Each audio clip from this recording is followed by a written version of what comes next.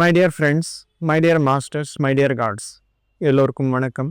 யாருன்னு கேட்டாலும் உங்களுக்கு என்ன வேணும் அப்படின்னு சொல்லி, எனக்கு ஆனந்தமான வாழ்க்கை, எல்லாருடையும் நட்பு, எந்த குழப்பமும் இல்லாத ஒரு வாழ்க்கை வேணும் அப்படின்னு சொல்லி கேட்பாங்க. அதுதான் என்னுடைய விருப்பம் அப்படின்னு சொல்லி சொல்லுவாங்க. ஆனா ஒரு சத்தியம் நாம் எல்லோரும் தெரிஞ்சுக்கணும். வாழ்க்கை என்பது நாம் கேட்கும் அனைத்தும் கொடுக்கறதுக்காக டிசைன் பண்ணது கிடையாது. நமக்கு எது தெரியலையோ, எந்த பாடம் கற்றுக்கணுமோ அந்த விதமான சூழ்நிலைகள் உருவாக்கி நமக்கு கொடுக்கும் என்ற விஷயம் எப்பவுமே ஞாபகம் வச்சுக்கணும். நமக்கு தெரியாத ஒரு புது பாடம் கற்றுக்கணும் அப்படின்னா அந்த பாடத்தை கற்றுக்கும் போது எந்த பாடத்தை கற்றுக்க வேண்டுமோ அந்த பாடத்துக்கு சம்பந்தப்பட்ட சூழ்நிலைகளை அனைத்தும் உருவாக்கி நமக்கு கொடுக்கும். ஒரு விஷயம் தெரியவில்லை என்றால் அது கற்றுக்கும் போது நமக்கு ஒரு பயம் என்பது உருவாக்கும்.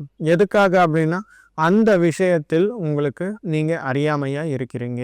அதற்காக அங்கே ஜட்ஜ்மெண்ட் என்பது நீங்க கிரியேட் பண்றீங்க. ஐ ஹேட் அ பேட் எக்ஸ்பீரியன்ஸ் அப்படின்னு சொல்லுவாங்க. அதுவே உங்களுக்கு தெரிஞ்ச விஷயமாகட்டும், நீங்க எக்ஸ்பெக்ட் பண்ண விஷயமாகட்டும் உங்க முன்னாடி நடந்தது அப்படின்னா அது it was a very good experience அப்படின்னு சொல்றீங்க.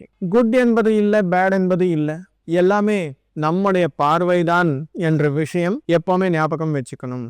இந்த விதமாக there is neither good nor bad, there is only learning என்ற பார்வையில் பார்க்கும்போது அனைத்தும் ஒண்ணுதான், எல்லா சூழ்நிலைகளும் என்னுடைய முன்னேற்றத்திற்காக உருவாக்கப்பட்டது என்ற விஷயம் நமக்கு அறிமுகமாக்கும். இந்த விதமாக நம்முடைய பார்வை இருக்கணும் அப்படின்னா ஞானத்துடன் பார்க்கணும்.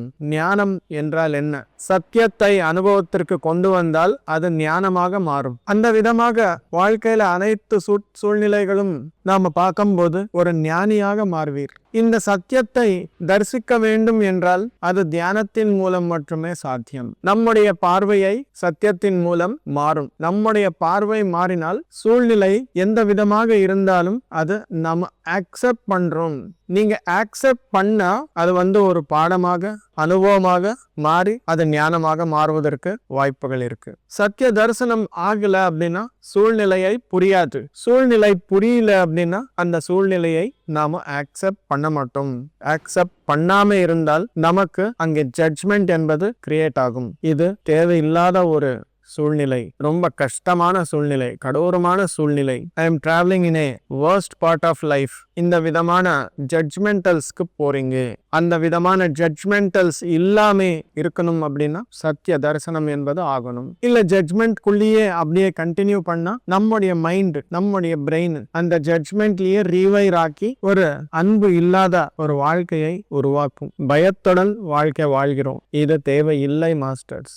தியானம் செய்தால் தினமும் சத்திய தரிசனம் ஆனால் நம்முடைய வாழ்க்கையை தெய்வீகமாக மாறும். தெய்வீகமாக மாறும் எப்படி அப்படின்னா நீங்க ஞானத்துடன் வாழ்க்கையை வாழ்வீர். அதுதான் மை டியர் ஃப்ரெண்ட்ஸ் முக்கியமானது. தினமும் தியானம் செய்தால் வாழ்க்கையை அற்புதமாக இருக்கும். ஒவ்வொரு சூழ்நிலையும் ஒரு ஆசிரியராக இருக்கும். ஆசிரியர் என்ன சொல்லி கொடுப்பார்? நமக்கு ஞானம் கொடுப்பார். ஆசிரியர்கிட்ட ஆல்ரெடி எத்தனையோ அனுபவங்கள் இருக்கும். அந்த அனுபவத்திற்கு சம்பந்தப்பட்ட விஷயங்கள் எல்லாமே நமக்கு சொல்லுவார். அதே போன்ற சத்திய தரிசனம் ஆனால் நமக்கு வாழ்க்கையின் மீது ஒரு விழிப்புணர்வு, ஆனந்தம், ஒரு இன்ட்ரெஸ்ட் எல்லாமே உருவாக்கும். அதற்காக மை டியர் ஃப்ரெண்ட்ஸ், இந்த பூவுலகம் என்பது ஒரு ஸ்கூல், பள்ளி.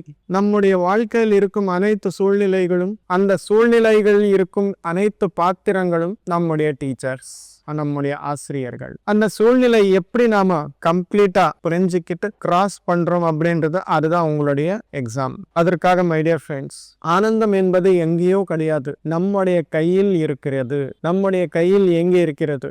Accepting all the situations as they are. இருக்கிறது இருக்கபடியே பார்த்தால் சத்திய தரிசனத்தின் மூலம் நமக்கு அற்புதமான விழிப்புணர்வு என்பது கிடைக்கும். Thank you my dear friends.